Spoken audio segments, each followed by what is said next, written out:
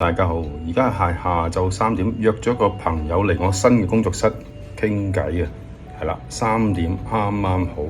Hello York，好開心見喺我嗰個新嘅工作室咧，第一次有訪問就係你嚟到啦。黃公子，係今日咧好特別咧，阿 York 咧就嚟到嗱，今次咧就我唔係訪問佢嘅公司嘅嘢，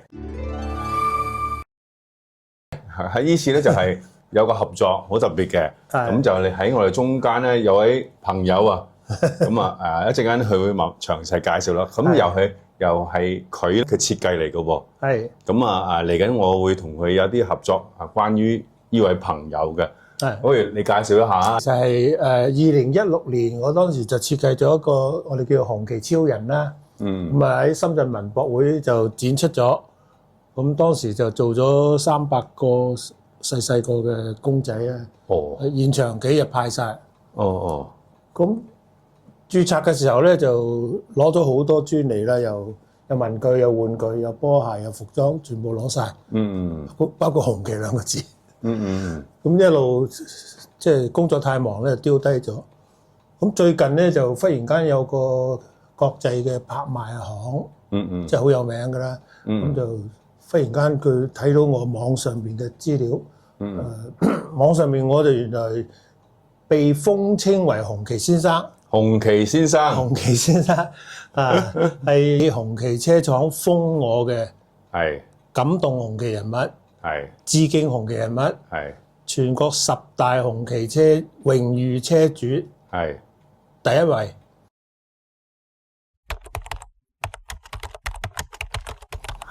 咁紅旗先生就因為咁樣嚟嘅，咁我設計呢件嘢嘅時候，我都諗係一種情緒嘅表達。又好中意紅旗，咁你設計一個特別啲嘅。咁紅旗車我收藏老紅旗，我收藏咗8架。係啦，原本我就係揾佢做訪問嘅第一樣嘢就係紅旗車嘅，點知就紅旗車未訪問，紅旗超人開始。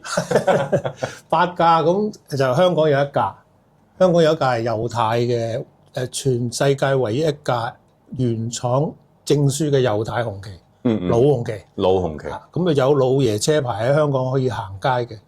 咁呢個咁嘅網上邊嘅信息咧，就一路都流傳咗好耐。咁拍賣行就睇中咗呢個故事。佢認為你呢個咧係國潮，即係而家我哋好流行嘅國潮，啱晒我啦，啱晒我哋嘅即係中國人嘅一種國潮手錶情緒嘅表達啦。咁呢件嘢咧，佢哋評為咩咧？中國汽車工業嘅圖騰，潮玩界嘅一個新嘅勢力。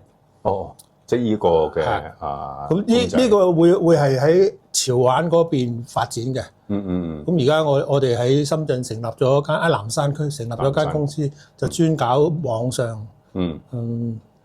其實我就主要我唔係搞潮玩，我做廚具嘅，你都知啦。咁呢個變咗係我哋一個即係好特別嘅一個形象嘅出現啦。佢係廚具嘅發明家嚟嘅，我做咗40年。遲啲可以有一輯咧，專講佢嘅發明。超級多。我嘅廚具咧就我相信好多人都見過㗎啦，香港。我有650多個全世界各國嘅專利，有關廚具，所以真係超多㗎。家庭，我相信大家咧喺香港一定見過佢啲嘢嘅。咁我覺得呢個咧，我哋都好有機會，好有希望嘅。咁你大佬你喺藝術界就自由發揮，你將你嘅營養咧就套用啲落去，咁到時拍賣咧就我相信一定會好轟動。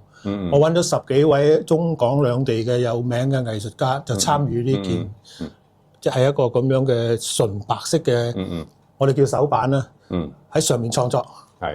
即係嚟緊咧，佢將呢個公仔交俾我咧，咁我就會喺上面就去其他嘅創作啊，自由創作。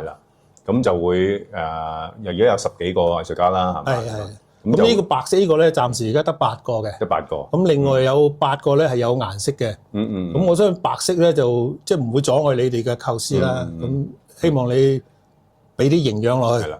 咁到時就係會拎呢啲作品咧就去拍賣啦。係啦。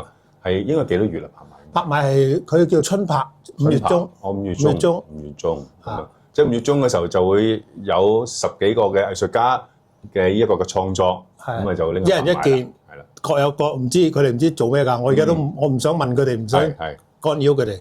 咁到時會，我相信會好特別嘅。總好特別啦，就係呢個手板咧，最初個 idea 就係你創作嘅，跟住又由我哋一班藝術家再創作，每人一個喺上邊創作。係啦，咁喺嗰個拍賣會亦都係一個宣揚國潮嘅一個機會啦，咁樣咁啊，因為嗰個拍賣會係一個國際性嘅拍賣會咧，係呢個大拍行係國際性嘅，係啦。咁佢今次嘅拍賣係一個專場拍賣，佢為呢件事搞咗一個專門嘅拍賣，咁啊全世界嘅博物館啦、收藏家啦，即係佢聯繫緊啦，咁佢前期嘅功夫咧就因為時間比較緊迫，希望你哋做咗之後咧，佢哋做一啲功夫，我哋俾時間佢哋去運作。